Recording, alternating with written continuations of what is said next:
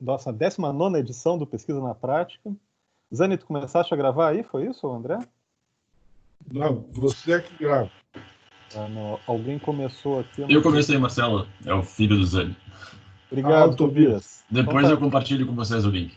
Muito obrigado, Tobias. Então, tá só o seguinte, Jorge, você nos autoriza a gravação. Perfeito. Então tá.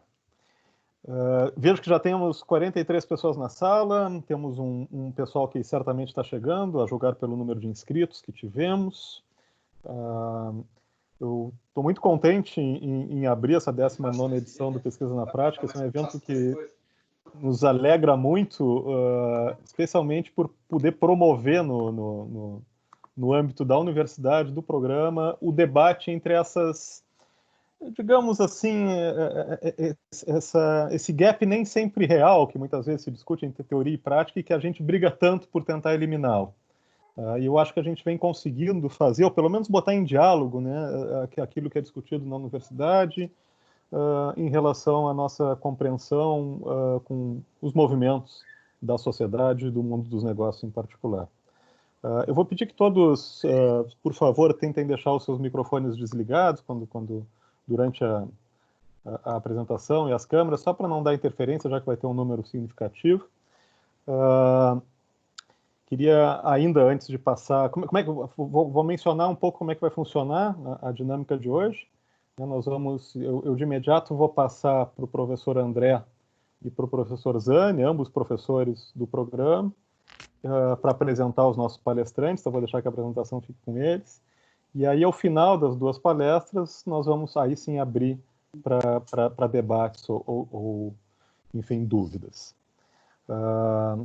Para aqueles que não são da casa, eu vejo aqui, estou dando uma olhada nos nomes, eu vejo alunos, vejo egressos, né, alunos já formados do curso, de diferentes turmas, e vejo uma série de outros nomes que eu não conheço, e a gente tem tanta proximidade com os nossos alunos egressos que a gente conhece todos eles. Então, todos os demais interessados, né, em ouvir o professor Jorge, o professor Jair, sejam todos muito bem-vindos. Eu falo aqui em nome da coordenação do Programa Profissional em Gestão e Negócios, que tem o doutorado já na sua o mestrado, perdão, na sua 11ª edição, e que inaugurou agora, em 2020, o primeiro doutorado profissional em Gestão e Negócios do sul do país e um dos 3 únicos doutorados profissionais oficialmente aprovados pela CAPES, com nota 5, nota máxima, este ano. A gente tem que se exibir com isso, né, André, enquanto pode.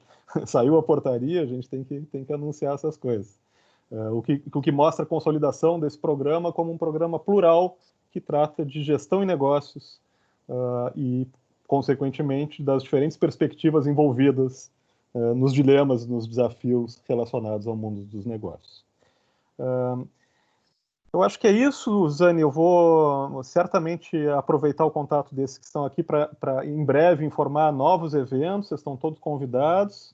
Aproveito só, antes de te passar a palavra, Zani, para dizer que nós vamos, agora no início do 2º semestre, excepcionalmente abrir algumas poucas vagas para quem tiver interesse em começar a cursar o mestrado na modalidade de aluno não regular. De fato, serão poucas vagas, igual haverá um processo seletivo, mas é uma chance de começar um pouco antes, de testar um pouco, da gente testar o candidato testar o curso, de ganhar um pouquinho de tempo. Então, eu aproveito e já anuncio isso aqui para aqueles que eventualmente tiverem interesse, é só me contatar, e os contatos estão lá no site do programa. Zani, por favor, faz a introdução daquilo que interessa. Ninguém veio aqui para me ouvir. Não, mas, Marcelo, eu gostaria que você falasse da nossa acreditação. Somos uma escola acreditada. Estou rindo aqui para pensar, Jair, agora... Qual de nós dois é o professor de marketing? Supostamente sou eu, já. E eu esqueço de fazer a valorização disso. Nós estamos muito contentes e ficamos um pouco com pena só dessa notícia ter vindo justamente em meio a tantas informações de outra natureza, né, e aos nossos cuidados de fazer a transição para o mundo remoto e tal, mas nós fomos agraciados, né, nós conquistamos, melhor dizendo, depois de 7 anos de processo, quase 7 anos de processo, nós conquistamos a acreditação internacional da AACSB, ou seja, uma acreditadora das melhores escolas de negócios do mundo, Existem outras 3 universidades acreditadas no Brasil, a Fundação Getúlio Vargas de São Paulo, a Fundação Getúlio Vargas do Rio de Janeiro, o INSPER e agora a Unicinos. A Unicinos é a única universidade que tem uma escola de negócios, as outras 3 já são escolas de negócios propriamente ditas. Então, nos colocar nesse grupo como uma universidade, colocar a nossa escola de negócios como reconhecida pelas suas práticas, especialmente pela formação que promove dos seus profissionais, é motivo de muito orgulho. Muito obrigado, Zane, por lembrar disso. Isso deve abrir algumas novas portas ainda nas perspectivas internacionais da Unicinos, né? Zane, obrigado. Eu acho que eu te passo a palavra para apresentar nossos palestrantes, por favor. Ok. Muito obrigado, Marcelo. Boa noite a todos os que aceitaram o convite para assistir essa nossa live. Temos 2 convidados e mais o professor André, que junto comigo vai fazer a animação desse evento. Então, eu vou apresentar os convidados. Nós temos aqui conosco o professor Jorge Scarpim. Ele é um brasileiro que leciona nos Estados Unidos. O professor Jorge é professor de accounting na Escola de Negócios, de Finanças e Negócios, o Concordia College, em Minnesota, Estados Unidos. Então, obrigado por aceitar o convite, estar aqui conosco. Ele está nos Estados Unidos, mas presente aqui conosco. Temos aqui conosco o professor Jairo Prochamar, que também foi nosso colega como professor, foi meu orientando no doutorado e professor da Dom Cabral, consultor de empresas e conselheiro certificado pelo IBGC. Então, eles vão animar esse nosso evento com o conhecimento deles sobre economia, sobre negócios, sobre governança, sobre finanças. E ao longo da palestra, eu gostaria que quem está nos ouvindo, quem está nos assistindo, fosse registrando suas perguntas, pode ser no chat, que após a palestra deles, nós vamos apresentar as perguntas e também, se tivermos tempo, vamos abrir o microfone para que os assistentes façam perguntas de viva voz. Então, feita a apresentação, eu vou só dizer mais uma palavra de como foi pensado esse evento. Esse evento que está aqui, então, pós-coronavírus, construindo a transição para o sucesso dos negócios, ele foi pensado, e eu provoquei os 2 convidados para que nos deem uma visão das perspectivas da evolução dos negócios pós-coronavírus. Eu gostaria que a gente saísse dessa espuma do dia a dia, esse noticiário mais raso, e a gente fosse para uma visão de futuro, de perspectiva, aproveitando o que nós podemos aprender com a China, que já saiu, está saindo, né? A Europa, que já saiu, e os Estados Unidos, que estão em processo ainda. Então, o objetivo desse evento é para que a gente pense, reflita como nós podemos aproveitar as oportunidades aproveitar o exemplo dos outros países quando daqui a 30, 60, 90 dias nós devemos retomar a nossa economia. Então, essa é a provocação que eu deixo para os dois convidados. E passo a palavra para o André fazer a sua saudação também. Bom, boa noite a todos. É uma satisfação estar aqui nessa nossa live, né, discutindo o mundo depois da pandemia, né, com uma ênfase, obviamente, no nosso país, na situação econômica do país e, eventualmente, das empresas, né? É uma satisfação do nosso programa de pós-graduação, gestão de negócios, né? Tem tido uma oportunidade de fazer uma série de eventos, né, para tentar discutir essa situação. O nosso grupo, né, a primeira turma de doutorandos, né, inclusive tem uma tarefa de trabalhar em grupo, né, para justamente tentar imaginar os efeitos dessa crise sobre a economia brasileira e as empresas brasileiras, né, e também olhar um pouquinho adiante, né, o que pode acontecer quando a espuma baixar, né, como o Zani mencionou. Eu tenho apenas duas provocações, né, que seriam, que obviamente eu imagino que vão ser tratadas pelos palestrantes, né? Uma delas é o nosso ministro da Fazenda, recentemente, disse que espera uma saída em V da crise, ou seja, uma saída muito rápida, assim que o isolamento social, né, for dando lugar a uma retomada da atividade econômica, a economia brasileira voltaria a crescer e o desemprego, que deve crescer bastante agora, diminuiria também rapidamente, né? Mas parece que esse cenário do desejado pelo nosso ministro da Fazenda está cada vez mais distante, né, pelo tempo, né, que nós devemos ficar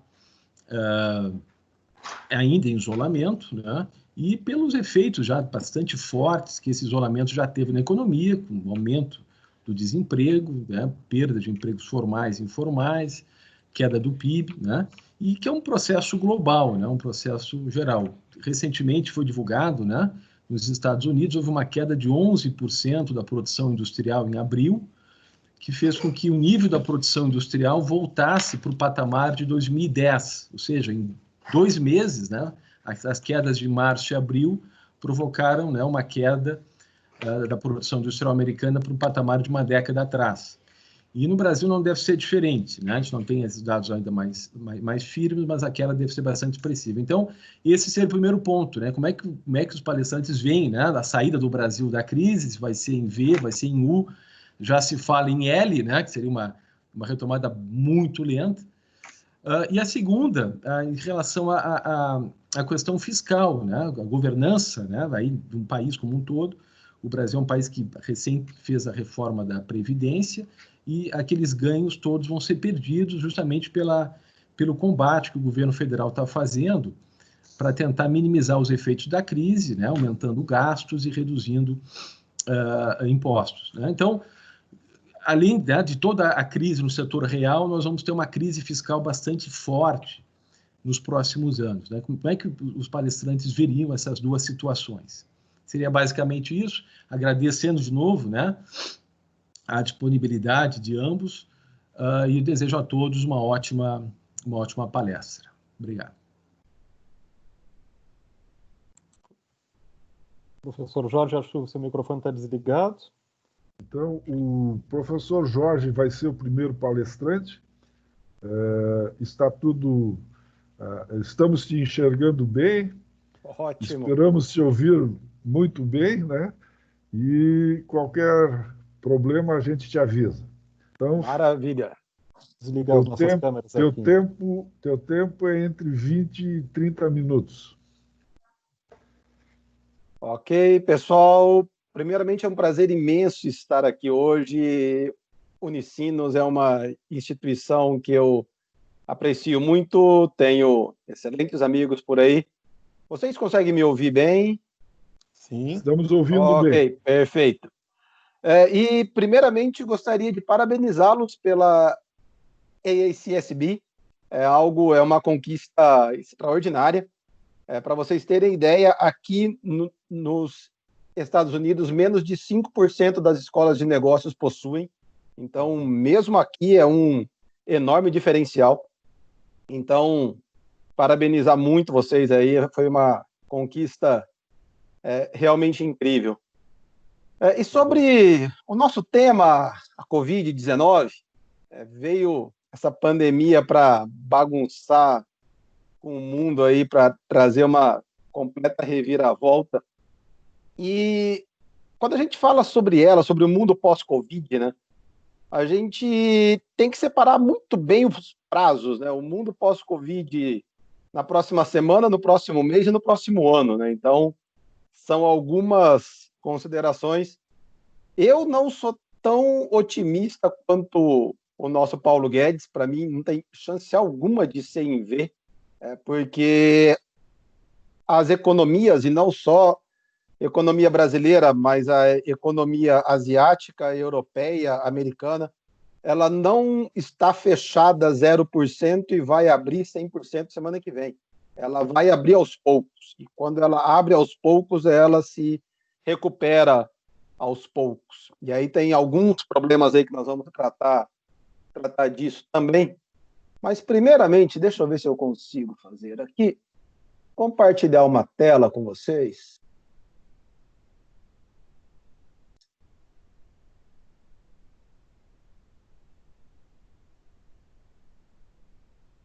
Vocês conseguem ver uma tela toda preta? Entrando. Sim, agora Sim. Ok, perfeito. Agora, sim. Então, essa é uma tela com o comportamento do mercado acionário americano, tá? Nos últimos 6 meses. Então, se nós podemos começar pela economia como um todo, SP500, tá? Que é o indicador mais utilizado. Ele vinha numa alta constante, com algumas quedas, como é uma coisa natural, mas se a gente traçar uma linha de 19 de fevereiro para dezembro, ele fica numa equação quase linear. Então, estava crescendo, o mundo estava legal. Aí começou-se a ter as primeiras notícias que a pandemia não ficaria apenas na China. E aí começou-se a ter os primeiros casos americanos, e no final de fevereiro, quando chegou em Washington, estado de Washington, né, que fica lá na costa oeste, Seattle, etc. E aí começou a ter movimentos de baixa, e uma baixa acentuadíssima, com pico de baixa ocorrendo no dia 23 de março, que foi quando o país fechou. Dia 23 de março, praticamente os 50 estados americanos, de uma certa forma, alguns mais, outros menos, fecharam as portas. Por exemplo, a nossa faculdade, a gente dispensou os alunos das aulas presenciais na primeira semana de março, e aí não voltou até hoje. Devemos voltar em agosto, se tudo correr bem. E a partir daí ela começou a se recuperar com algumas notícias de novos tratamentos, etc. Então ela está numa recuperação meio volátil, mas está numa certa recuperação. Mas aí o que nós temos? Nós temos um comportamento da economia não linear. Eu não posso dizer que a economia americana como um todo está seguindo essa mesma tendência. Nós temos setores que estão sofrendo mais, setores que estão sofrendo na média e setores que não estão sofrendo ou que estão sofrendo muito pouco. A gente vai pegar do pior para o melhor, plotar um outro gráfico aqui. Esses são os indicadores de comportamento acionário das companhias aéreas americanas. Então, ela vinha até num estado melhor do que a média americana, e aí ela ficou mais ou menos estável, ela estava extremamente cara, estava extremamente no topo, e ela foi caindo, caiu aí com um pico de baixa no dia 19 de março, recuperou, e aí a abertura não está sendo tão forte. Temos aqui nos Estados Unidos alguns travel bans, inclusive semana passada contemplou-se o Brasil também.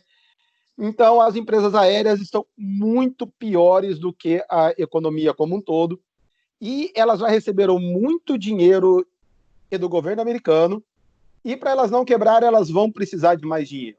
Tá? Então, porque o setor aéreo ele vai demorar muito para se recuperar. Porque por mais que a economia abra, eu não vou ser louco de comprar um pacote para qualquer país, Europa, Ásia, etc., porque eu estou com medo, assim, a maioria da população também está com medo, então deve ser um setor que vai demorar muito. Na mesma esteira das companhias aéreas, temos o setor hoteleiro, que também teve um comportamento mais ou menos semelhante, mas está recuperando, teve um gap aqui de alta, porque algumas viagens locais estão começando a ser feitas novamente, economia se abrindo, as viagens de negócio, pelo menos curtas, elas voltam, então os hotéis também estão bem mal, se a gente for comparar com o restante, mas estão mais ou menos. E isso tudo gera impacto no setor de petróleo e gás, que também, e aí junto com isso tem o imbróglio Arábia Saudita, Rússia, etc. Por exemplo, aqui onde eu moro, no verão do ano passado, o galão da gasolina, galão são 3,75 litros, estava custando $2,70. Eu cheguei a pagar aqui $1,20. Agora está bem mais caro, agora está $1,70. Então os preços estão extremamente depreciados, não está muito legal. Mas a gente vem então para o próximo aqui de bens de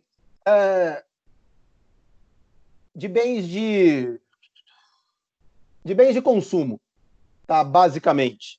E aí está se comportando na média do mercado. Tá? Então, que aí deve crescer conforme a abertura vai indo. E aí nós temos o setor de saúde. Como dá para se perceber aqui, crescendo assustadoramente. Hoje está num nível próximo do nível de dezembro. Se a gente for pegar aqui dezembro, ou melhor, final de novembro, nós estamos aqui mais alto hoje do que estávamos há 6 meses atrás. Então, principalmente pela própria corrida à vacina, a novos tratamentos, etc. Mas temos alguns outros setores interessantes. Um outro setor que se descolou um pouco foi do setor de o setor de consumo de serviços. E aqui entra basicamente Amazon, Netflix e outras, Disney, Comcast e outras empresas do setor. E o pessoal está em casa, não tem nada o que fazer, a gente assiste Netflix. Então, é um setor que também já está mais ou menos no mesmo patamar de novembro. Então, teve muita oscilação, mas está num setor mais ou menos parecido. Então, saúde e consumo de serviços tende a crescer muito. E um setor que também está tão bem quanto saúde é o setor de tecnologia.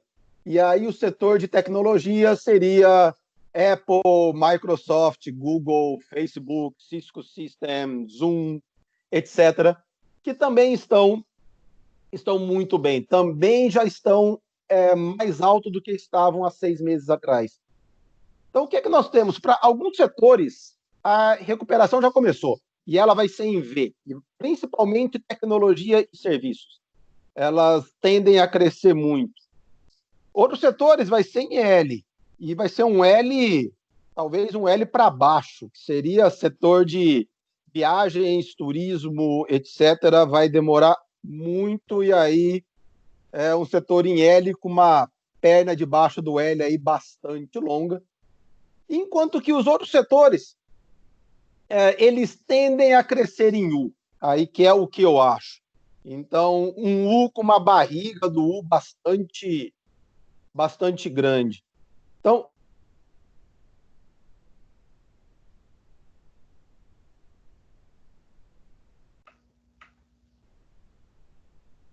O Jorge deu uma trancada no microfone agora. o setor a gente vê que é difícil falar se a recuperação vai ser em L, se ela vai ser em U, se ela vai ser em V, porque os setores eles estão tendo um comportamento bastante errático, que é diferente da crise de 2008. Na crise de 2008, os setores americanos eles tiveram quedas e altas mais ou menos da mesma forma. Essa crise ela está mostrando que a forma está sendo um pouco diferente quando a gente compara setores. Tá? Então, isso daí é uma recuperação que tende a ser bastante assimétrica. E aí, o que é que nós temos, pelo menos nos Estados Unidos? Falar um pouco da realidade local aqui. Eu escuto um pouco do pessoal no Brasil reclamando de governadores, etc. Aqui é muito pior. Aqui, constitucionalmente, isso para a gente brasileiro é uma coisa muito estranha. O país é um conjunto de estados. Então, o país é um conjunto de 50 estados que formaram um país. Então, a grande maioria das leis, elas são leis estaduais. Então, por exemplo, até para você se tornar contador, por exemplo, você tem requisitos de alguns estados que chocam com outros estados. Então, você pode ser habilitado para ser assim, contador no estado de Minnesota e, por exemplo, se você não fizer mais nada, você não pode ser contador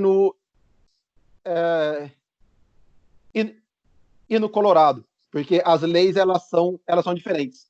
Você tem que fazer algumas disciplinas que só tem lá e porque são estados independentes. Então, as empresas americanas, grandes empresas americanas, tipo Walmart, Home Depot, etc., eles estão tendo bastante problemas logísticos porque são 50 estados diferentes, com 50 leis diferentes, com 50 regras de fechamento diferentes. Então, eles estão tendo esse grande desafio. E uma coisa que as grandes empresas investiram pesadamente foi em tecnologia. Por exemplo, nos últimos 2 meses, eu fui fisicamente ao mercado 2 vezes na semana passada. Fora isso, delivery tem aqui, mas eles criaram uma forma chamada pick-up, que você compra as coisas pelo app, você passa na loja, você avisa para a loja que você chegou e alguém chega com as suas compras para colocar no seu carro.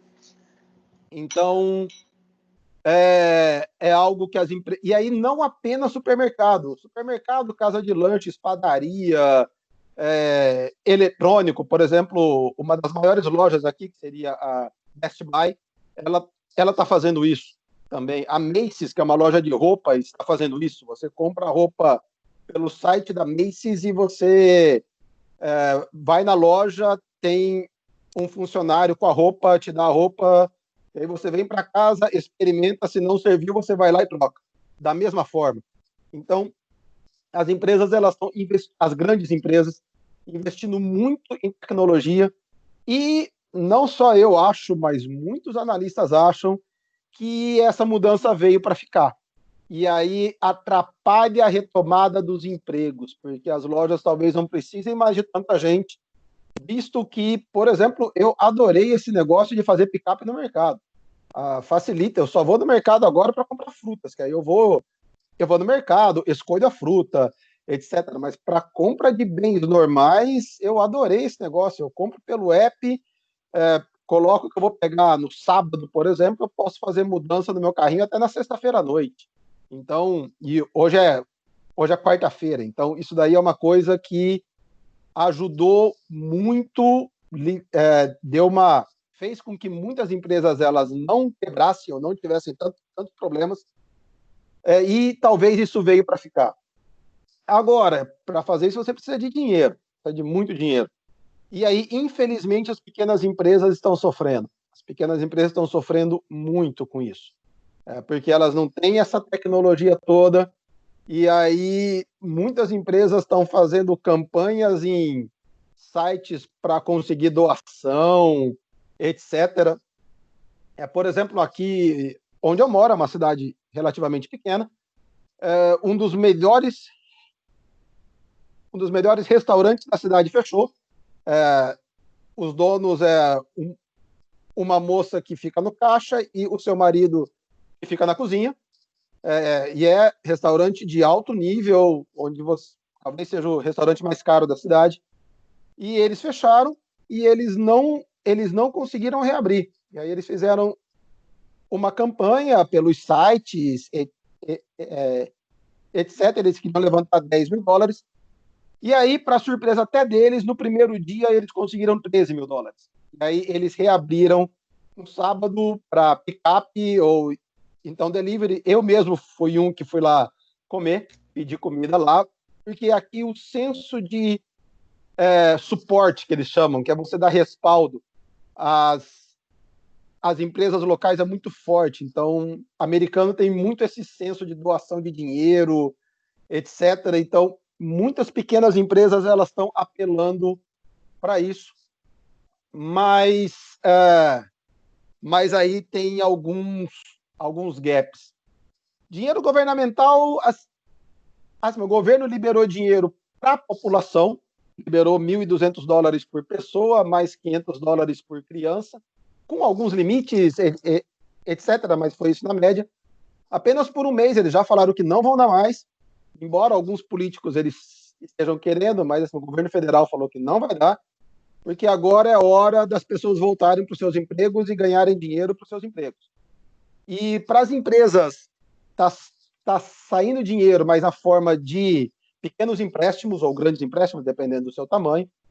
E uma coisa que os Estados Unidos têm de muito bom, que ajuda muito, é economia de mercado extremamente forte, concorrência entre bancos, entre empresas financeiras muito fortes. Por exemplo, eu refinanciei a minha casa semana passada, porque a minha taxa de juros caiu. Então, caiu, a minha gerente do banco me chamou e aí falou, os seus juros caiu, você refinanciando, pagando 5% a mais no que você paga hoje, você vai pagar por 10 anos a menos, porque a sua taxa de juros caiu. E, mais ou menos na mesma época, recebi carta de uns 5 ou 6 bancos diferentes, falando que a taxa deles também tinha caído, que se eu quisesse migrar para eles, eu seria muito bem-vindo, com taxas extremamente convidativas, etc. Então, isso ajudou bem. E outra coisa que é muito mal visto, infelizmente eu vi uma notícia em sites brasileiros ontem que me deixou bastante triste, de empresas aumentando preços de produtos 200%, 300%, até 2.000% em remédio, se não me engano. Isso é uma coisa muito mal vista por aqui. Então, as empresas elas não fazem. No começo da pandemia, algumas empresas tentaram fazer. A Amazon, de uma tacada só, descredenciou 4.200 empresas por estarem praticando preços abusivos. Porque isso é uma coisa não aceita, a população não aceita. Então, isso ajuda. E também ajuda um pouco na retomada. Para terminar, dos aspectos americanos, uma coisa que ajuda muito aqui a ter empregos mais rápidos é porque é muito fácil demitir. Você não tem que dar aviso prévio, você não tem que pagar 13º indenizado, 1/3 de férias indenizadas, etc. Você mandou o cara embora, manda embora, e aí é muito fácil recontratar de novo. Então, em março, o governo melhorou o seguro-desemprego, mas essa melhora só vai até julho. Então, até julho, a economia precisa voltar. Então, essa recuperação é mais fácil aqui do que no Brasil. Algumas oportunidades que eu vejo para o futuro. O mundo, ou pelo menos as empresas americanas, mas creio que não só elas, mas várias empresas europeias também, elas viram que elas ficaram dependentes demais da China. A China concentrou um poder extremamente grande. Por exemplo, se o governo americano decreta hoje, à meia-noite, não se pode mais fazer negócios com a China. Vamos fechar a fronteira, vamos fechar totalmente, entramos oficialmente em guerra comercial contra a China. A Apple, por exemplo, ela não faz mais nenhum iPhone, porque ela tem alguns componentes que só são feitos na China. E não só ela, empresas de carro, etc. Então, o mundo viu que ele está dependendo demais da China e eles viram que a China talvez não seja tão confiável. Então, a tendência é muitas empresas americanas diminuírem a sua exposição na China. E aí, se você for pegar pela fala dos políticos americanos, eles querem que essas empresas voltem para os Estados Unidos, vamos gerar emprego para os americanos, blá, blá, blá, blá, blá. Mas aí a conta chega. Um iPhone, se ele fosse produzido completamente aqui, ele custaria o dobro do preço. E aí, pô, eu não quero pagar o dobro do preço do meu iPhone só porque eu tenho componentes 100% americanos. Então, a tendência, na minha opinião, e também na opinião de alguns outros analistas, é que vai sair da China, os Estados Unidos, Europa, Japão, Coreia, vão procurar outros parceiros.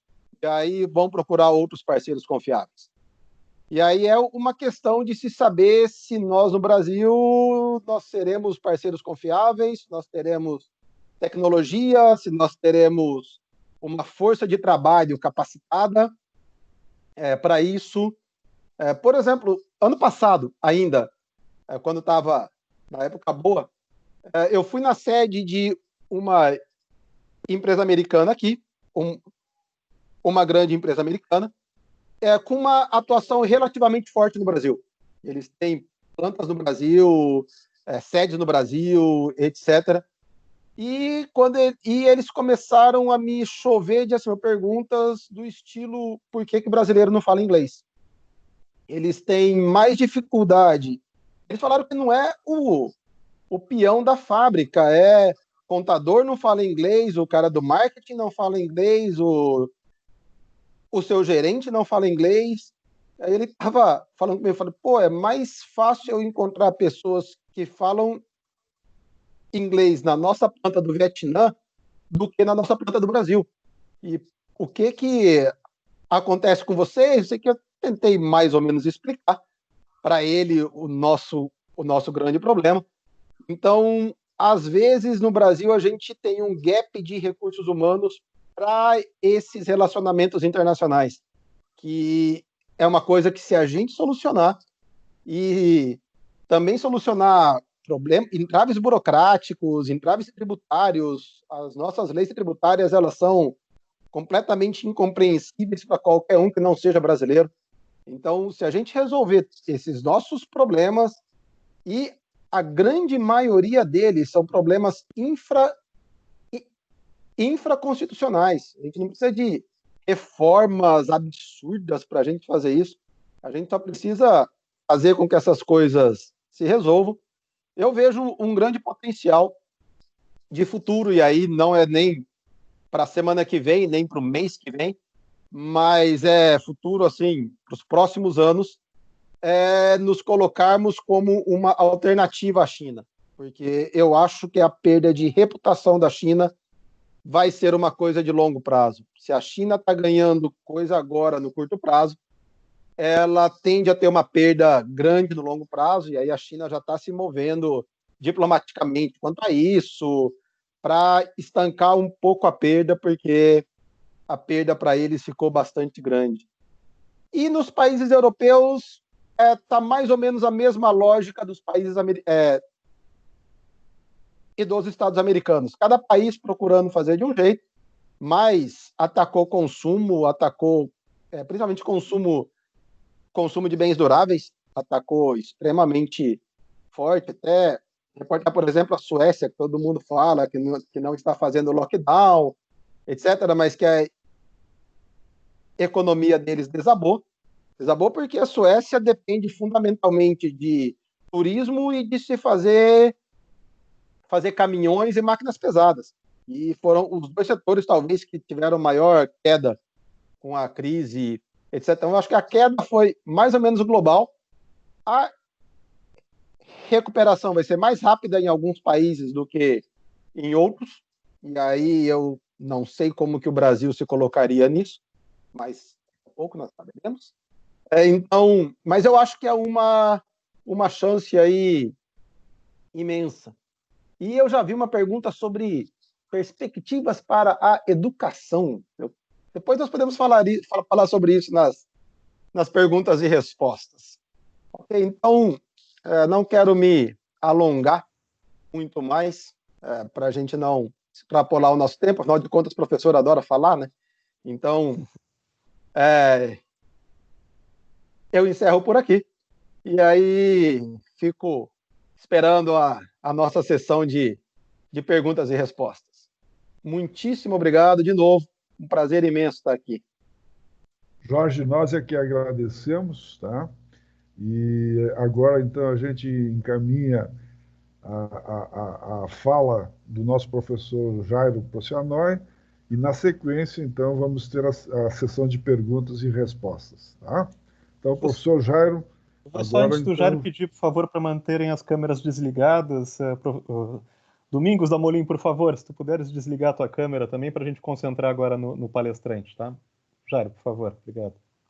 Ok, em primeiro lugar, eu queria agradecer a Unicinos, agradecer a Zânia, ao André, Marcelo, muito obrigado pelo convite. Para mim é sempre um prazer estar com vocês, é um prazer estar podendo trocar um pouco de ideias.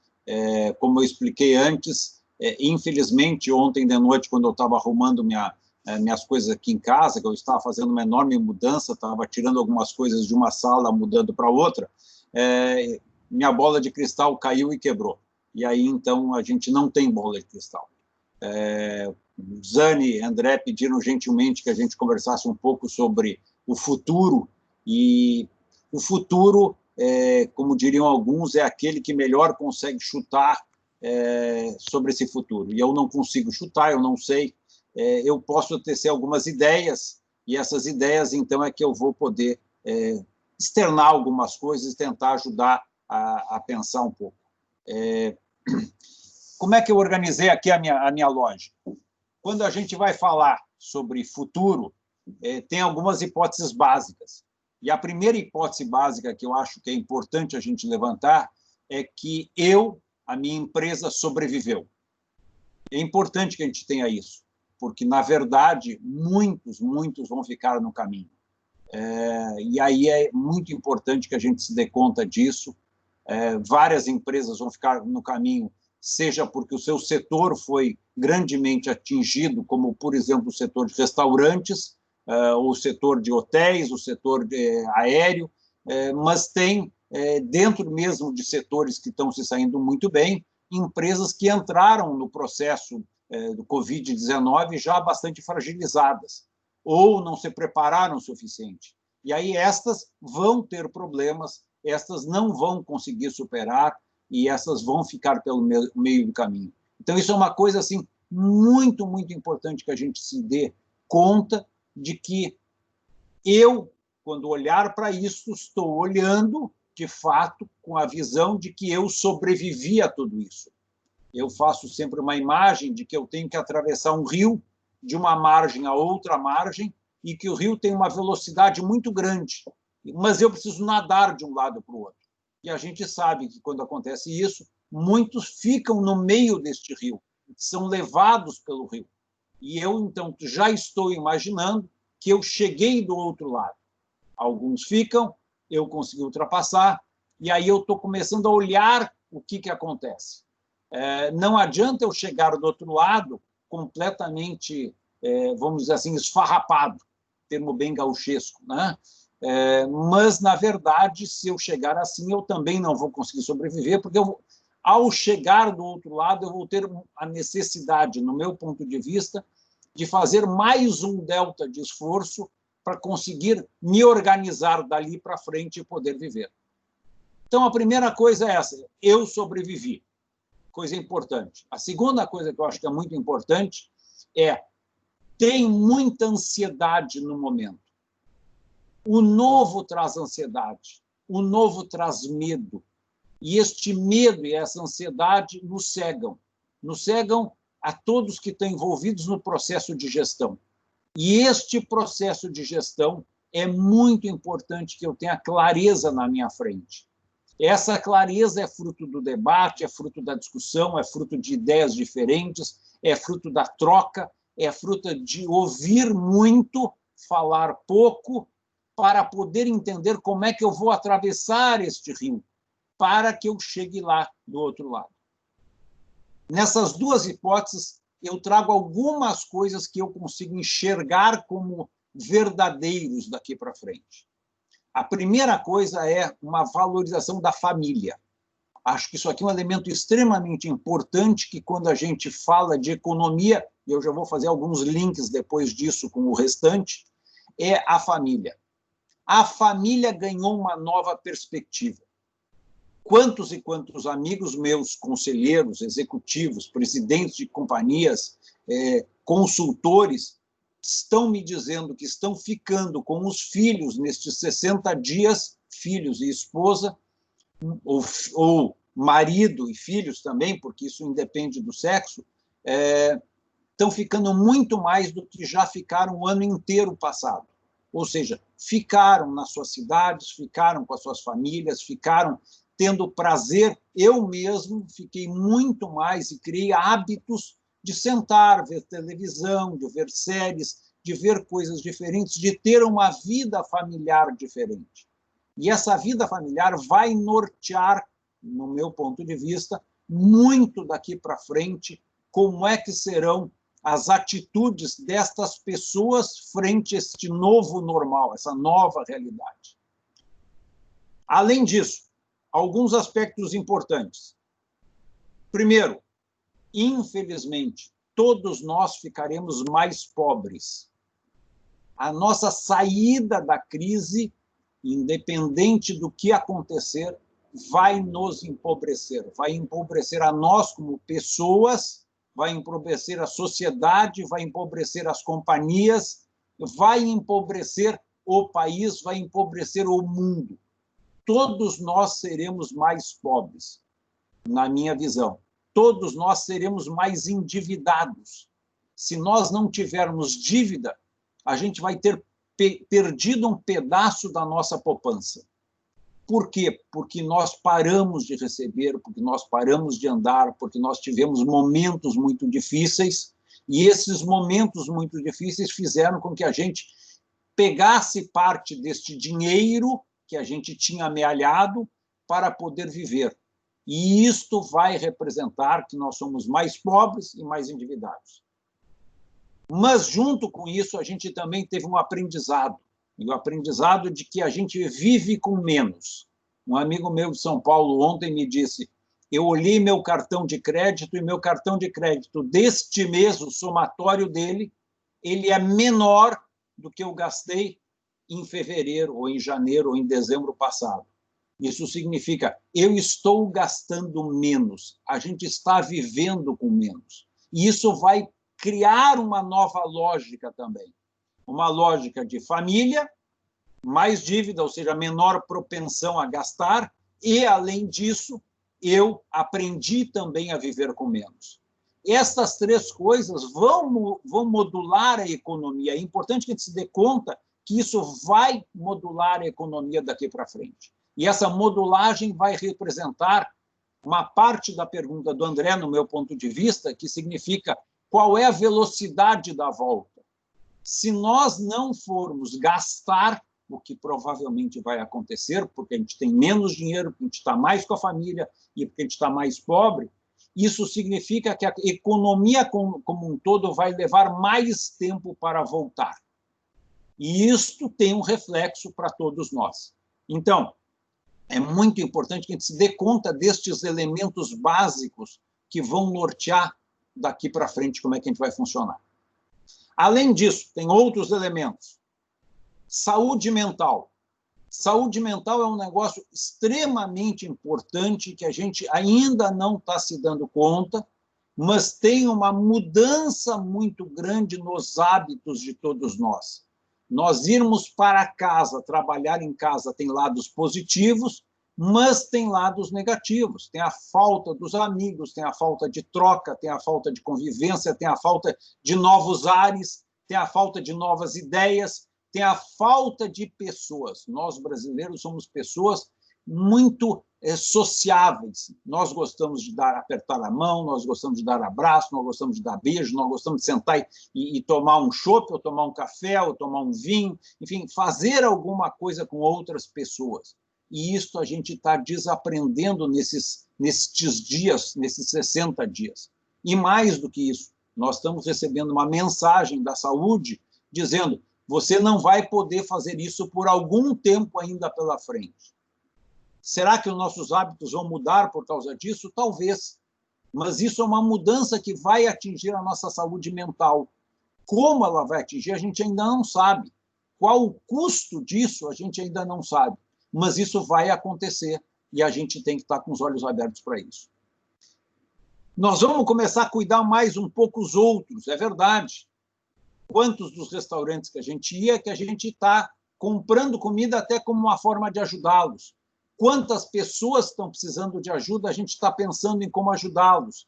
Isso são mudanças que estão acontecendo nas nossas cabeças, nos nossos jeitos de funcionar.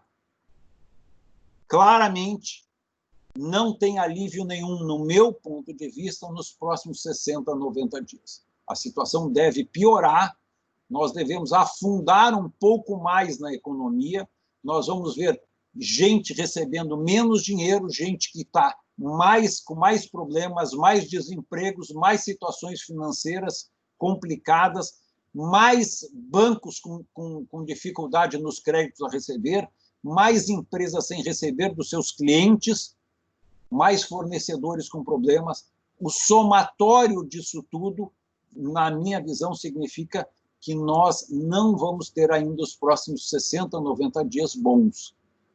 Isto pode dizer que, talvez, respondendo à pergunta do André, a resposta à colocação do ministro Paulo Guedes seja correta, de que nós vamos ter em V, mas não pensem que nós chegamos ao fundo do poço ainda. Nós ainda temos algum tempo, no meu ponto de vista, para chegar mais ao fundo do poço. O fundo do poço ainda não aconteceu. Eu vejo, por exemplo, várias cidades que já abriram os shoppings, já não de hoje, não dessa semana, mas, na verdade, o cliente não chega. Na verdade, a loja está lá aberta, esse pequeno lojista, o grande lojista, ainda tem o custo do shopping, da luz, dos funcionários, mas não vende. Não vende por quê? Porque todas as hipóteses anteriores que a gente colocou parecem ser verdadeiras e as pessoas não estão gastando dinheiro. Então, na verdade, para estes lojistas, o momento ainda é pior, porque ele tem mais custos e não tem as receitas.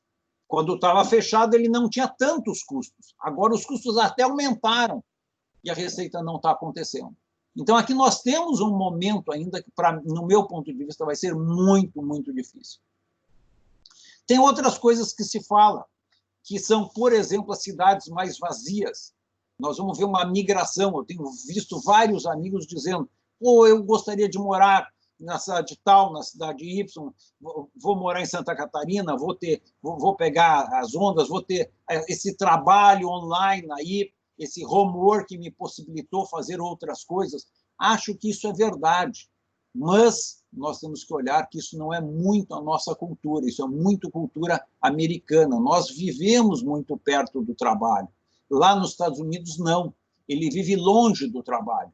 Então, para ele tem um ganho importante sobre isso. Ao mesmo tempo, todo mundo que está vinculado nas indústrias não vai poder trabalhar no home working. E as famílias que têm filho em escolas, talvez as escolas nas cidades mais desejadas não possam comportar, seja pelo número, seja pela qualidade, pelas ambições dessas famílias, não vão conseguir receber esses filhos. Então, nós não vamos ter tanta mobilidade. Mas nós devemos ver, no meu ponto de vista, menor trânsito, menores veículos, menor quantidade de veículos circulando. Nós devemos ver, ao mesmo tempo, edifícios comerciais mais vazios, isso deve acontecer. Nós devemos, eventualmente, inclusive, encontrar apartamentos mais vazios.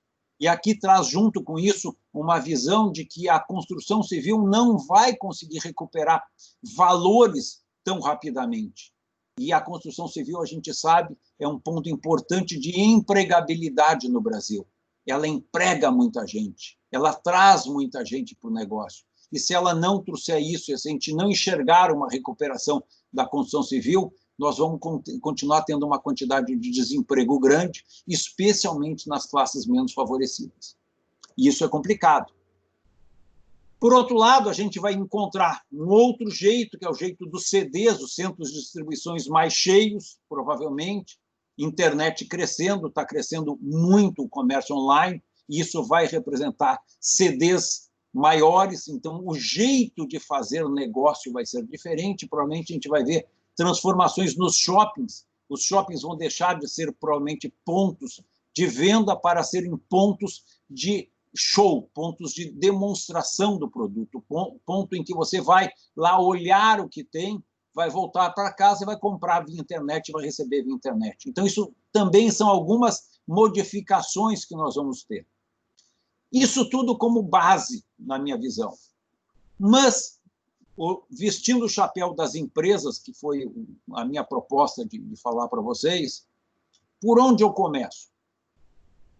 Eu hoje estou em 4 empresas, em 5 conselhos de administração, 2 estão indo muito bem, são empresas que estão vinculadas a gêneros de primeira necessidade, estão indo bem, estão faturando bem, estão tendo bons ganhos. 2 são indústrias ainda, mas não estão vinculados a primeiras necessidades, então, portanto, estão sofrendo, como a grande maioria. Elas vão sair porque estão bem capitalizadas, estão com dinheiro, o caixa é king, né? Isso é importante, o caixa é rei, tem que ter caixa, eles estão gerindo bem o caixa. Uma empresa é uma empresa de serviços, e aí esses serviços estão com problemas, como todos. Mas a grande pergunta que esses conselhos me fazem e que eu tento olhar para frente sobre isso é: qual é a primeira pergunta que eu tenho que fazer? E a primeira pergunta que eu faço é: quem é o meu cliente? Como será esse cliente? Qual a mudança que eu vou ter para esse cliente? Que novidade que eu vou ter para esse cliente? O que eu tenho que fazer para atender esse cliente? Será que este cliente de antes da pandemia é o mesmo cliente de pós da pandemia? E aí a gente vai ver, e por isso para mim foi importante, vamos dizer assim, passear por todos os elementos que eu passei antes, porque para mim, na minha visão, nós vamos ter clientes diferentes. E aí eu tenho que entender claramente se eu vou ter clientes diferentes, quais são os meus canais de distribuição, como é que estão os meus distribuidores, qual é a saúde financeira desses distribuidores, porque não é o cliente direto, é o cliente intermediário. Será que eu não vou ter que ajudar eles? Uma das empresas que eu estou vinculado, que é uma empresa de gênero alimentício, por exemplo, teve uma perda de venda por situação financeira dos distribuidores, dos intermediários, vamos chamar assim, dos semiprodutores intermediários em Santa Catarina, muito importante. A inadimplência lá deste grupo foi muito grande e a chance de quebra deles é muito grande. E nós tivemos que fazer um processo de auxiliar eles. Ou seja, a nossa companhia que está...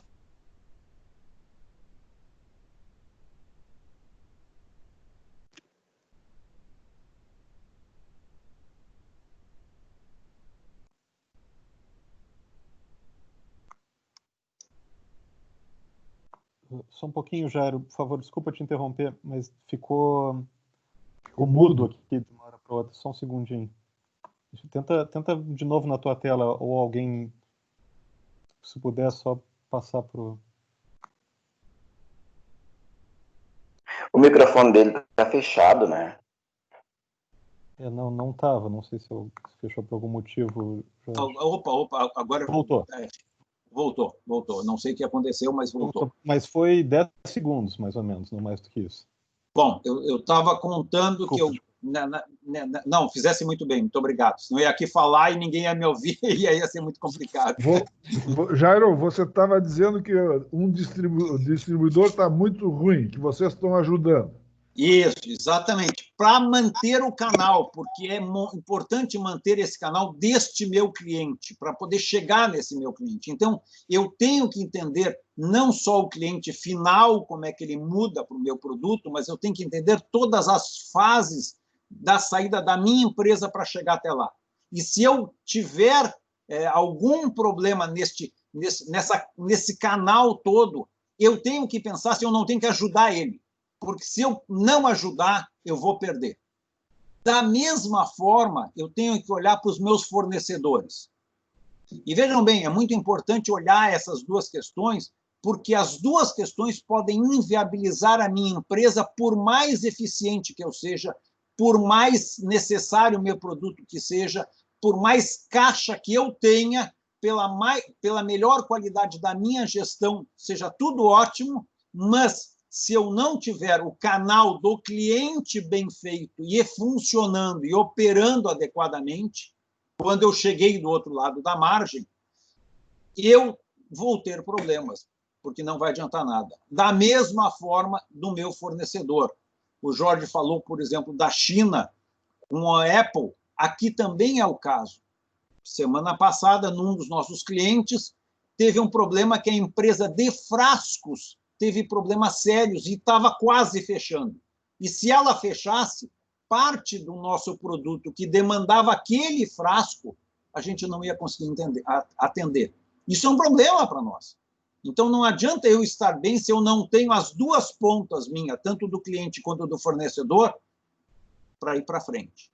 Então, eu tenho que estar apto para enfrentar e entender que não sou só eu na cadeia. Quando eu tenho essa crise generalizada, eu tenho que olhar para frente e tenho que olhar para trás. Pode acontecer que o meu cliente vai ser outro cliente, vai ser um novo cliente. E aí, então, eu tenho que fazer desenvolvimentos, eu tenho que fazer investimentos, mesmo numa época em que a melhor recomendação acadêmica é deixe o seu dinheiro em casa. Keep the cash. Não, não faça isso, porque se você fizer isso, você vai chegar vivo para o outro lado, mas no outro lado não vai ter o que vender para quem vender, porque o teu cliente mudou. Então, você vai ter que repensar toda essa relação. Ao repensar toda essa relação, eu tenho mais um elemento que eu tenho que andar com ele pensando, que é, quando eu chegar lá, que capital de giro eu vou precisar ter para fazer o meu negócio andar? E aí, eu tenho que azeitar as minhas relações com os bancos, com os meus fornecedores de capital. Eles têm que entender que eu, diferente dos meus concorrentes, vou chegar no outro lado da margem. Então, ele tem que entender que eu estou fazendo todo o meu esforço, não só em mim, mas na minha rede de clientes e na minha rede de fornecedores, e que o meu negócio vai chegar do outro lado com condições de ir para frente. Porque se ele não entender isto, ele, banqueiro, vai olhar para mim e vai dizer, não te dou dinheiro. E se ele não me der dinheiro, por mais que eu consiga enfrentar toda essa situação, ao chegar lá, eu não vou ter capital de giro, eu não vou conseguir ir para frente. Então, para mim, vai ser muito complicado. Eu tenho que olhar tudo isso. Eu tenho que olhar o meu pessoal, eu tenho que pensar como é que eu vou operar o meu pessoal, vai ser em home office, como é que eu vou ter espaços mais vazios, como é que eu vou separar essas pessoas, funcionamento. Estou entrando aqui. Tira ele daí, Jair. Bom, às vezes acontece. Esse sofá que não sobe, cachorro louco. E isso é justamente o estresse de estar dentro de casa. Só um minutinho, a gente vai tentar identificar quem é aqui, já, desculpa. Não tem problema. Mas isso aí acontece.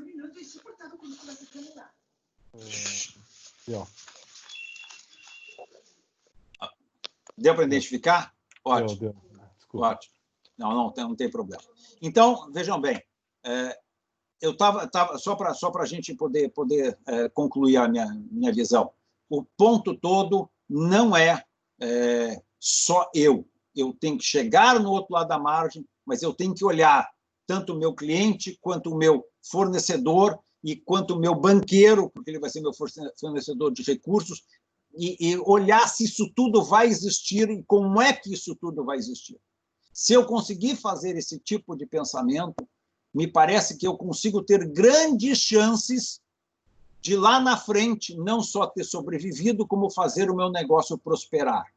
Se eu não conseguir olhar tudo isso, a minha chance de ter chegado lá e morrer, como se diz, na praia, ainda é muito grande.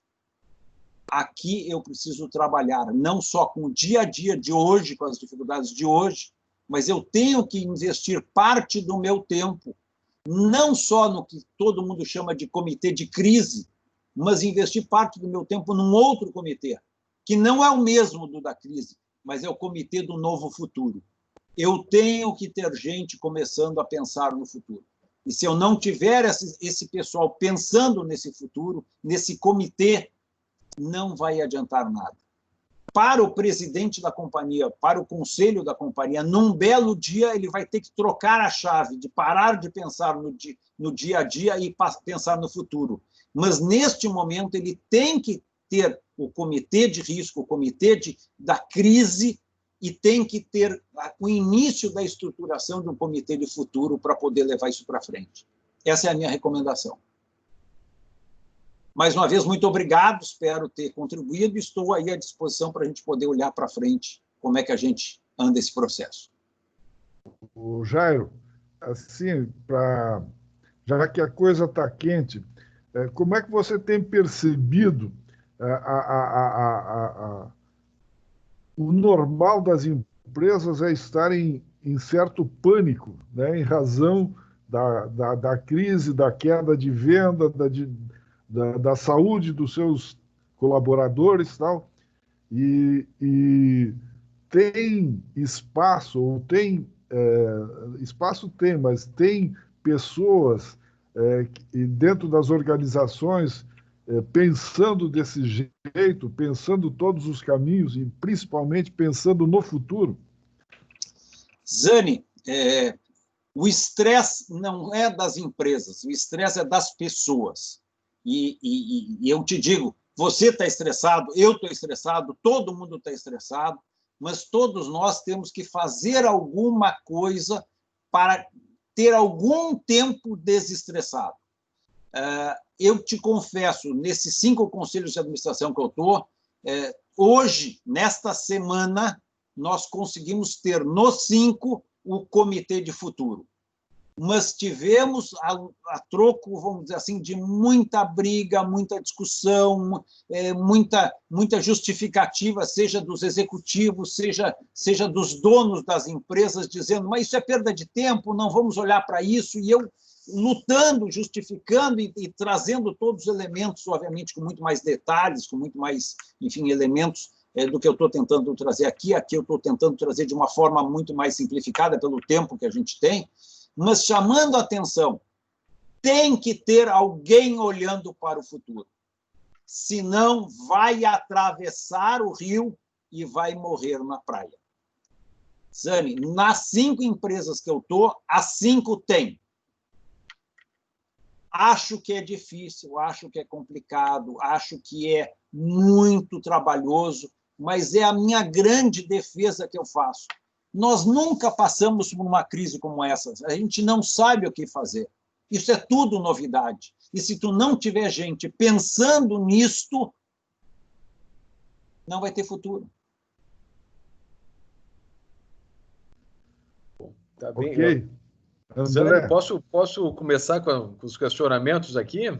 Isso, vai daí. Tá bom. Então, em primeiro lugar, agradecer bastante ao professor Postianó e ao professor Jorge, né, pela ótima apresentação que fizeram, né, mostrando a situação, quer seja nos Estados Unidos, né, quer seja aqui no país, né? E eu, como fui incumbido, né, da primeira questão, agora a segunda, né, mas já tinha feito 2 provocações antes, e vocês, de certa forma, já responderam durante a fala de vocês. Eu queria retomar o seguinte ponto, né? O professor Jorge mencionou que o governo americano já tem adotado uma série de medidas, o governo federal, uma série de medidas para tentar atenuar o impacto da crise, né? E mencionou aqueles $600 adicionais para quem recebe o seguro-desemprego, né? Mas que tem um limite, né, de alguns meses, até julho, se não me engano, e depois ele não teria nem condições fiscais de continuar adotando essa medida. Mas eu queria trazer e olhar um pouco para o Brasil, né, e saber a opinião de vocês, o que vocês acham do governo brasileiro tem adotado, né, as medidas suficientes para tentar atenuar o impacto da crise, né, ou já fez demais, inclusive, né, dado a situação fiscal precária que se encontra, ou ainda haveria espaço para ampliar ainda mais essas medidas para tentar estimular ou evitar, né, a perda de emprego e renda nos meses futuros?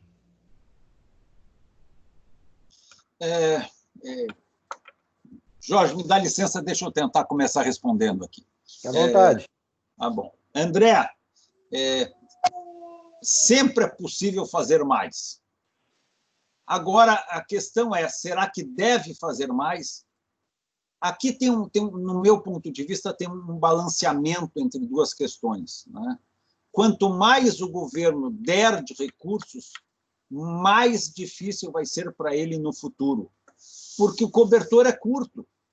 Nós temos que se dar conta que nós somos um país pobre, nós não somos um país rico. Nós viemos de 8, 10, 12, 14 anos de muita dificuldade financeira, muita. Nós viemos de uma economia cambaleante, para não dizer quase morta. E então nós não temos reservas, nós não temos fôlego, nós não temos condições de ficar auxiliando isso, porque quanto mais a gente auxiliar, pior vai ser a recuperação daqui para frente. Nós viemos de um modelo em que o propulsor da economia sempre foi o governo. Isso tem se mostrado muito errado. Não tanto pelo crescimento da economia, mas pelo tipo de vandalismo que aconteceu em paralelo a tudo isso. E esse é o nosso problema. Toda vez que o governo fez os seus investimentos, isso levou a ter desvios de recursos de forma impressionante. Então, nós temos um país pobre, nós temos que fazer o nosso serviço e temos que crescer como país pobre. Eu acredito profundamente que essa crise vai passar, eu acredito profundamente que nós vamos chegar do outro lado do rio, acredito profundamente que nós vamos ter um país melhor, mas eu também acredito que nós temos que nos dar conta de que nós somos um país pobre, que não dá para fazer tudo, infelizmente. Eu acho que o que o governo está fazendo é, em grande medida, muito bom. Se você olhou a quantidade de gente que foi pegar os R$600 que não tinha direito a pegar, 170 mil pessoas pegaram dinheiro sem ter direito a pegar. Ou seja, 170 mil pessoas burlaram as leis de doação usando dinheiro que não deveriam poder usar. Isso é o que nós temos. É esse o Brasil que nós temos. É esse Brasil que nós precisamos mudar. Eu concordo plenamente. Tá? Eu acho também que não apenas o governo brasileiro, mas praticamente todos os governos do mundo, eles foram pegos de calça curta quanto a isso. Eles não tinham planejamento do que fazer, então foi tudo feito meio às pressas. Por exemplo, aqui nos Estados Unidos, quando o Trump liberou dinheiro para o povo, demorou-se uns 4 ou 5 dias para a própria Casa Branca saber exatamente o que ele estava fazendo. Quem é que teria direito, quem é que não teria direito, etc. Por exemplo, o que a lei falava? Que teria direito os cidadãos americanos ou aqueles com como se chama? Residência permanente no país. Tá? Então, teoricamente, eu não teria direito, porque eu sou, tecnicamente, um residente temporário. Aí depois falaram, não, nós não estamos olhando para os estrangeiros pelo aspecto migratório, nós estamos olhando pelo ponto de vista tributário. Então, se os estrangeiros eles pagam imposto, eles têm direito. Mas isso demorou assim, dias. Tá? O que eu estou falando aqui em 30 segundos demorou uns 6 dias. E mesmo assim, eu só tive certeza que eu iria mesmo receber no dia que caiu na minha conta. porque continuou extremamente confuso. E o próprio governo brasileiro também acabou, nós vamos dar R$200, aí passou para 600, não, aí era 1.000, aí voltou para 600, etc. E eu acho que aqui as regras foram muito mais claras. Aqui foi pela renda. Se você ganha abaixo de tantos $1.000 por ano, você recebe. Não teve que fazer cadastro, nada. Eles pegaram pela base da Receita Federal e pronto. Aí no Brasil a gente tem essa cultura burocrática, né? Então, criou um app para ver se você tinha direito ou não, e aí abre buraco. E aí nós temos um problema cultural brasileiro, que é querer levar vantagem em tudo. Então, deixa eu ver se eu consigo receber. Eu ganho um salário de R$15.000 por mês, eu não estou acima desempregado. Mas vai que eu consiga. Aí eu vou lá, tento e eu consigo, eu fico super feliz porque eu ganhei R$600 que eu não teria direito a ele. Então, eu acho que esse aspecto cultural do brasileiro atrapalha bastante. E um outro grande problema é a nossa concentração no setor bancário. Assim, o governo brasileiro liberou muito dinheiro que estava preso lá no compulsório e muitos bancos resolveram colocar no caixa. Não empresta porque não tem segurança jurídica que vai receber de volta, etc. E aí nós temos 4 ou 5 grandes bancos apenas, e isso fez com que ficasse travado, ao contrário daqui. Por exemplo, eu não sabia, há pouco tempo atrás, não tem nenhum banco americano com presença nos 50 estados. Nós não temos nenhum banco nacional, por exemplo. Então, tem só onde eu moro, que é uma cidadezinha, considerando a região inteira, tem 200 mil pessoas, a gente deve ter umas 15 bandeiras de banco diferentes. Por aqui, entre banco, cooperativa de crédito, etc. E eles são concorrência alucinante para ver quem é que vai emprestar dinheiro com juro mais baixo. Então, a concentração bancária atrapalhou no Brasil, essa falta de planejamento prévio, que não foi culpa apenas do Brasil, mas meio que um problema mundial, deu um problema imenso, a falta de ética de muitos brasileiros colaborou, e a situação fiscal do Brasil não é boa, e não é boa já de muito tempo, não tem muito mais o que fazer, vai ter que ficar a cargo das empresas privadas resolverem isso e não a gente depender do governo. O governo me salve porque eu estou morrendo. Isso também acho que não vai acontecer. E não deveria acontecer também. Obrigado, Jorge, pela resposta, também ao Procianói. E Procianói, só para deixar claro, foi um questionamento, não foi uma defesa de uma intervenção maior, né? Até porque o que a gente está vendo, né, que se convencionou chamar de covidão no Brasil, né, um aparente superfaturamento de gastos, né, em obras vinculadas ao sistema de saúde nos últimos meses, até a Polícia Federal já agindo, que é um sinal bastante ruim, né, e sinaliza nesse sentido que você mencionou. Professor Zani, não sei, a sua pergunta e depois a gente passa para os demais, pode ser? Eu vou pegar um gancho numa... O professor Jorge já foi provocado durante a sua fala sobre educação, né? E também no chat já tinha uma pergunta: como é que a educação pode contribuir para a solução dessa crise, né? Então, eu primeiro provocaria o professor Jorge, que já se manifestou antes, e depois o Jairo poderia complementar como a educação pode contribuir e qual a perspectiva para o setor educacional na saída dessa crise. Eu acho que é temos oportunidades e temos ameaças, como em toda crise. Alguns pontos positivos, nós estamos vendo as universidades dialogarem mais com a população. Talvez em época que nunca se teve antes, a gente está tendo a população mais leiga querendo saber o que é uma curva exponencial, até e se aventurando a ler alguns papers científicos, talvez não da melhor forma possível, mas eu acho que isso trouxe uma curiosidade muito maior do que estava antes, até porque nos últimos meses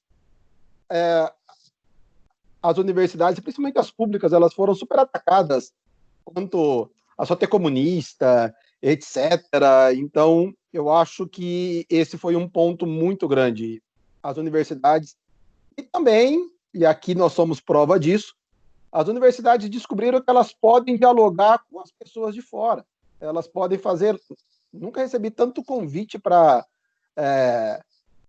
entrar em webinar, em conversa pelo Zoom, etc. E as universidades descobriram isso. Aí descobriram que eles podem dialogar com a população em geral em termos não científicos. Então, isso eu acho que foi um ganho bastante grande, e aí as universidades elas podem colaborar muito para a gente sair dessa crise. Sobre o futuro, eu acho que as universidades, principalmente agora, a curto prazo, elas vão sofrer talvez com baixa matrícula para o próximo semestre, muita gente que está perdendo emprego, o curso superior que ela estava fazendo já não passa a ser prioridade. Prioridade é eu continuar fazendo compra no supermercado, etc. Então, talvez num curto prazo a gente tenha problemas, mas eu vejo uma oportunidade imensa, principalmente para as universidades de elite no Brasil. Elite não necessariamente elite financeira, mas uma elite intelectual, podemos chamar assim, dos bons cursos, e aí a nossa faculdade aí entraria muito nisso. As boas universidades, e aí principalmente as boas não públicas, que as públicas, para mim, tiveram um comportamento lamentável quanto a isso, elas descobriram que eu posso ter aulas online de qualidade. Eu posso ter aulas online que fujam dos padrões EADs, daqueles cursos EADs de R$150 por mês. Então, por exemplo, eu já dei palestra em cursos EADs, eu tinha 4.500 alunos me ouvindo. 4.500 alunos em um curso, qualquer que seja ele, eu não consigo manter uma boa qualidade. Eu não consigo criar 4.500 alunos de qualidade, etc. Então, e por conta disso que o preço deles acaba sendo bem mais em conta. Mas as universidades descobriram que eu consigo criar um curso online de modo síncrono, com aulas via Zoom, via Google Meet, via várias outras plataformas, para a minha turma presencial de 30 alunos. E eu consigo fazer isso com uma altíssima qualidade. Então, isso é uma oportunidade imensa. Por exemplo, o meu caso, eu estou aqui e nos Estados Unidos, se vocês quisessem que eu desse uma aula, por exemplo, para o curso de vocês, um ano atrás, eu teria falado assim, ok, eu irei para cima do Brasil em junho, eu ficarei um mês, eu posso liberar 15 dias da minha agenda para vocês, então vamos trabalhar num curso super concentrado, 15 dias para a gente fazer algo. Hoje eu já posso dizer para os senhores, a minha agenda via Zoom está livre às terças e quintas de manhã. Eu posso dar aula às terças e quintas de manhã de forma online. Não só eu, mas professor do mundo inteiro pode fazer isso. Então, quando as universidades, e aí não só as universidades brasileiras, mas as universidades mundiais, elas, por conta da Covid, tiveram que entrar em aulas online de cabeça, elas descobriram que isso pode ser feito com qualidade. Principalmente hoje, os nossos softwares para videoconferência, eles são muito mais potentes do que eram há 10 anos atrás. Então, pode abrir oportunidades de internacionalização, por exemplo, vai ficar muito mais fácil hoje do que era até ano passado. Então, isso é uma grande oportunidade que eu vejo, talvez não para agora, semana que vem, mês que vem, mas 2021, 22, 23, quando essa pandemia passar, isso abre um hall de novas oportunidades imensas, principalmente para os nossos cursos de alto nível. Então, acho que pode ser uma grande oportunidade. Bom, Jário, quer dar uma contribuição? Eu acho assim, eu não quero me estender muito, porque a gente está perto do horário final, mas assim, rapidamente, eu só queria dizer assim, para mim, o que tem que mudar nas universidades é elas se aproximarem das empresas, se aproximarem das pessoas, se aproximarem levando mensagens e podendo ajudar a este grupo social, que é toda a sociedade, a mudar de patamar de qualidade. As pessoas, quando aprendem a comer melhor, elas não querem voltar atrás para comer pior. Quando elas aprendem a ler livros melhores, elas não querem ler livros piores. Elas querem sempre progredir. Isso é nato no ser humano, é nato na raça humana toda. Então, as universidades têm uma tarefa aqui que é muito importante, de poder fazer isso e ir para frente. Acho que isso é muito, muito importante. Legal. André, contigo agora. Deixa eu, seguindo a ordem das perguntas, né, lá no início, o Ricarte fez uma pergunta, professor Jorge, que seria o seguinte: existe algum programa específico para socorrer as pequenas empresas nos Estados Unidos, né, que, como foi bem colocado, estão sofrendo mais com a crise, né? E já incorporando essa pergunta, uma outra que foi feita pelo Tavares, dizendo que muitas empresas americanas estariam apelando já para campanhas de doações, né, para não falirem. E no caso brasileiro, né, que não tem essa cultura, que recomendações faria para essas empresas pequenas no Brasil? Então, auxílio e do governo americano, eles entraram em alguns empréstimos com taxas de juros e subsidiadas, tá? Então, e aí tinham algumas condições, como, por exemplo, de você manter um percentual de acima funcionários na folha de pagamento, etc. Então, teve esse auxílio via empréstimo. Mas também foi um só. Foi um só no final de abril, se não me engano. Final de abril, começo de maio, por aí. Então, teve isso, assim, o governo falou que não vai mais soltar nada porque o país precisa abrir. E aí precisa abrir, o povo precisa voltar a consumir, as empresas precisam voltar a ter receita, etc. Porque também, se liberar muito, vai trazer uma bomba relógio lá para frente.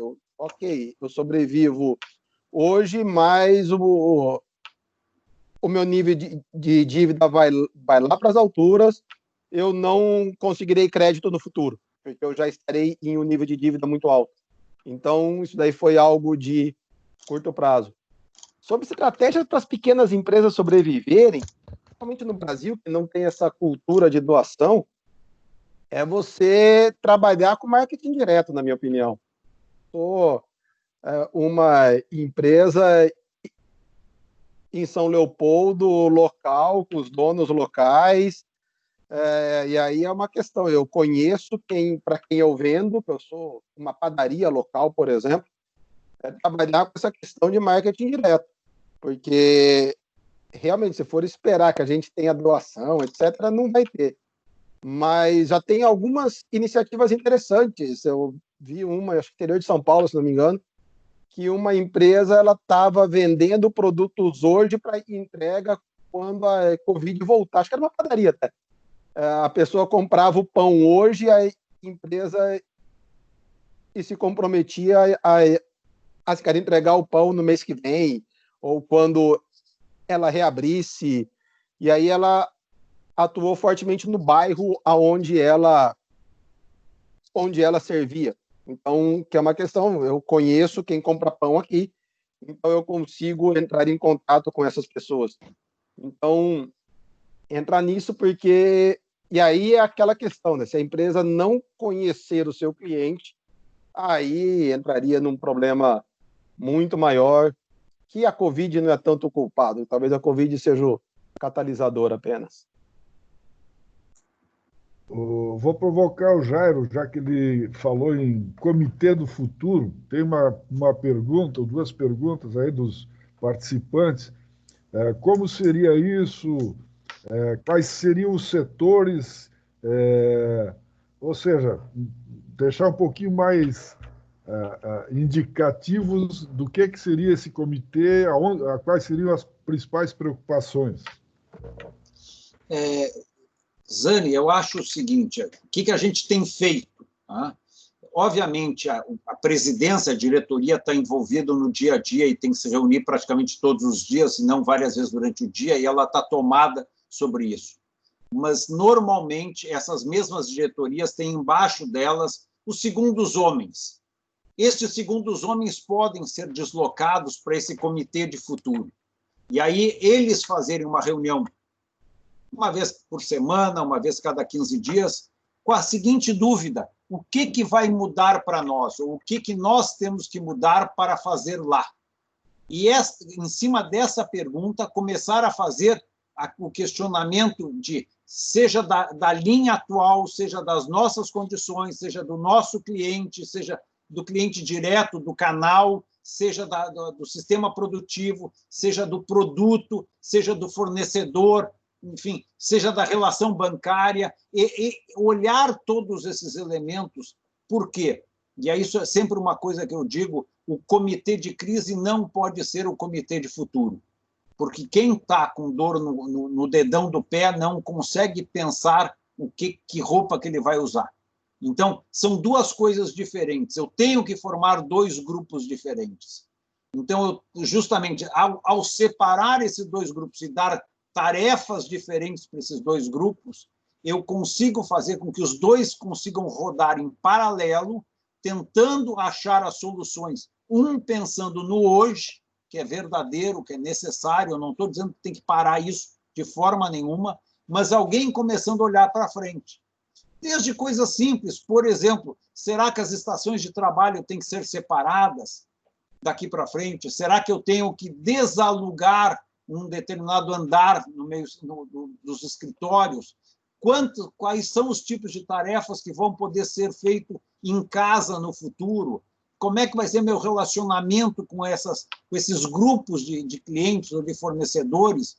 Como é que vai... Enfim, essas coisas todas que são imaginar o futuro, alguém na companhia tem que fazer, porque senão não vai adiantar. Ótimo. O André, você faz a última pergunta e depois pode encaminhar as suas considerações finais e depois eu faço. Perfeito. Tem uma pergunta do Christopher. O Christopher fez duas perguntas que não estão muito relacionadas. A última agora, a mais recente, 1958, ele afirma que o mercado que prevalece é o lucro, né? Uma empresa está sendo ineficiente, teoricamente, deixaria de existir. Porém, essa inexistência poderia gerar um efeito colateral do desemprego e esfriamento da economia. E pergunta se acredita que incentivos estatais isolados podem ser bem vistos ou a falência seria um mal necessário para o progresso. Acho que, de certa forma, vocês já responderam, né? Na fala anterior, esse questionamento. Quer acrescentar mais alguma coisa? Eu tenho um amigo meu que é presidente de uma grande empresa, faturamento em torno de 8 bi dólares no ramo agrícola. E ele é o presidente. A empresa é uma empresa muito boa, enfim, muito eficiente. Ele é um presidente fantástico. E aí nós estávamos conversando há 2 semanas atrás sobre a Covid, as pessoas que vão morrer, que não vão morrer, que é chato, que é grupo de risco, que não é grupo de risco, conversando sobre isso. E aí ele me diz: Jairo, na minha visão, as pessoas que vão morrer são as pessoas que têm problemas pré-existentes. Essas vão morrer. Mas as empresas que vão morrer também são as empresas que têm problemas pré-existentes. Elas foram mal geridas, elas foram mal preparadas, elas não enxergaram que a crise estava chegando, elas já tinham problemas anteriores. É mais difícil socorrer quem já tem problemas. O chato é aqueles que são bons e que não tiveram boa gestão e que vão ficar pelo meio do caminho. Mas tudo passa pela gestão. Vejam bem, pessoal, a gente está vendo o que acontece na China desde quando? Desde dezembro. Para aqueles que não olharam em dezembro, com certeza em janeiro. Ouviram na Itália, ouviram na Espanha. Por que não fizeram nada aqui? Estava na cara o que ia acontecer aqui. O lockdown ia acontecer, horizontal, vertical, inclinado, não importa, alguma coisa ia acontecer. Isso todo mundo sabia. Ou alguém não sabia. Só não sabia quem não leu jornal, quem não viu notícias, quem não recebeu internet. Por que as empresas não se prepararam para isso? Onde é que faltou a visão de futuro? A visão de futuro imediato, não estou falando de futuro no longo prazo. Então, aqui, para mim, eu tenho empresas que vão morrer. É verdade, eu vou lastimar, obviamente, essas pessoas que vão ficar desempregadas, que vão levar tempo para se recolocarem, mas, desculpe, elas fizeram mal. O que a gente está fazendo aqui, agora, neste live, é tentar ajudar a que os outros não fiquem mal, a que os outros possam ir para frente. Que é este um pouco do que o Jorge falou, a grande tarefa da universidade, de poder ajudar neste contato a que isso não aconteça muito pela frente. Perfeito. Obrigado, professor Adenauer, pelos comentários. Então, queres falar, Zani? Vou. Não, só dar uma chance para o Jorge fazer o seu fecho também, tá? Depois você faz. Tá ótimo, então. Jorge, por favor. Eu concordo plenamente. Aqui, eu também já venho dizendo isso há um tempo. Assim como, por exemplo, aqui no meu estado, de todos os mortos pela Covid, mais de 90% deles tinham alguma outra comorbidade. Tá? Então, e nas empresas eu acho que o índice é maior do que 90%. As empresas que estão quebrando hoje, elas não estão quebrando hoje. Talvez o Covid tenha colocado a pá de cal em cima delas, mas elas já estão quebrando há muito tempo. Você não pega uma empresa que vem dando sólidos lucros nos últimos 10 anos e por conta da Covid quebrou. A gente não tem isso. Por exemplo, aqui nos Estados Unidos, semana passada, a JCPenney, que é uma das maiores lojas de roupa, maiores cadeias de loja de roupa e do país, entrou em esse meu concordata, mas eu já venho ouvindo que a JCPenney estava quebrando há 2 ou 3 anos, pelo menos. Em compensação, a Macy's, que é uma das maiores concorrentes, empresa extremamente sólida, continua extremamente sólida. Então, eu não vejo essa pandemia como sendo o caos total. Ela simplesmente vai fechar as empresas que já não estavam bem. Não tem empresa extremamente saudável quebrando agora, vai ser super exceção à regra. Tá bem? Então, nós chegamos ao final, né? Eu lamento, acho que 1 ou 2 perguntas constatações ficaram sem resposta, mas como nós já passamos, né, do horário limite estabelecido, né? Acho que está na hora de ir encerrando. Agradecendo novamente aos professores, né? Eu queria só fazer um comentário bastante pontual, né, em relação ao que o professor Jorge mencionou lá no início, né? A diferença fundamental dessa crise em relação à mais recente, né, a crise lá financeira de 2008, 2009, é que essa afetou de maneira diferente, né, alguns setores, inclusive, tiveram, né, um aumento nas vendas, né, embora tenham sofrido lá um pequeno colapso no início lá nas suas cotações na Bolsa. O setor de saúde, o setor de alimentação, especialmente, acabaram se beneficiando, né, indiretamente ou diretamente com a crise. Enquanto, claro, a maior parte vem sofrendo e vai continuar sofrendo por um bom tempo ainda. Então, eu acho que foi muito importante essa colocação, né, mostrando a heterogeneidade dos efeitos da crise, né, nos diferentes setores da economia americana, economia global, e que se aquela crise de 2008, 2009, alguns países, especialmente na Europa, demoraram 4, 5, 6 anos para voltar para os patamares anteriores, né, nós podemos esperar que essa crise, pelo menos esse tempo, né, para que os países voltem para aquele patamar anterior, né? E países com maiores dificuldades, como o Brasil, especialmente fiscais, vão ter um período ainda maior para uma recuperação, para a gente voltar para o patamar lá antes, né, dessa crise. Bom, finalizando, não sei se o professor Zani quer fazer algum comentário final, acho que seria importante, né, professor Zani? Sim. Sim. E eu me despeço, o professor Marcelo também, se quiser dar a palavra de encerramento, Foi uma satisfação poder participar dessa live, né, aprender bastante com vocês e poder também compartilhar esse tempo com todos, né, que estão aqui presentes. Muito obrigado, um abraço.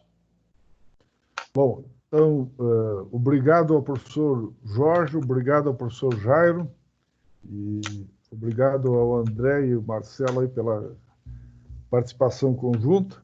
Eu tenho certeza que nós fizemos uma bela reflexão, tenho certeza que nós recolhemos insumos para refletir sobre como podemos nos preparar para a próxima retomada na saída dessa crise. O professor Jorge nos brindou com perspectivas do que está acontecendo lá, quais são os setores que estão se destacando, como está que não está fácil mesmo nos Estados Unidos, então não será fácil aqui também, mas tivemos algumas luzes do cenário internacional e o professor Jairo fez uma terapia conosco, né, no início, e depois deu um encaminhamento muito claro, né, do que podemos fazer nas organizações, né, para que realmente tenhamos sucesso nos negócios. Então, a todos, meu muito obrigado e parabéns pela bela participação. Atingimos o nosso objetivo. Muito obrigado. Obrigado, gente. Só me resta, então, reforçar o agradecimento, desejar boa noite a todos. Não sei se alguém tem, se um dos Jorge ou Jair tem algum outro comentário, se a gente tenha cortado vocês ou não, mas muitíssimo obrigado pela excelente convite às reflexões também. Jair, muito obrigado. Só queria agradecer, muito obrigado a oportunidade. Confio no trabalho de vocês, tenho certeza que vocês estão ajudando a elevar a qualidade dos seus alunos e da sociedade como um todo. Parabéns e está à disposição. Da mesma forma, se alguém dos ouvintes tiver algum interesse, pode entrar no meu LinkedIn, entrar em contato, tem aí várias formas, eu vou ter o maior prazer de poder responder eventualmente alguma pergunta que ficou, enfim, sem resposta, algum comentário. Será um prazer, a gente quer que maior quantidade possível de pessoas e de empresas chegue do outro lado da margem e com boa saúde para a gente poder ir para frente com a sociedade que a gente quer. Muito obrigado. Da mesma forma, eu extremamente honrado em poder fazer parte dessa nossa conversa. É sempre prazer imenso. Também, se precisarem de mim para qualquer coisa, responder questionamentos, etc., é só mandar e-mail, Facebook, LinkedIn, Instagram e toda essa rede de tecnologias que nós temos aí. Será um prazer e apenas agradeço essa imensa chance de poder estar em contato com vocês. Excelente, gente. Muito obrigado. Olha que a gente faz uso mesmo dessa receptividade de vocês. Se cuidem, fiquem bem, a salvos e declaro, então, encerrada a atividade, essa live. Muito obrigado. Boa noite, gente.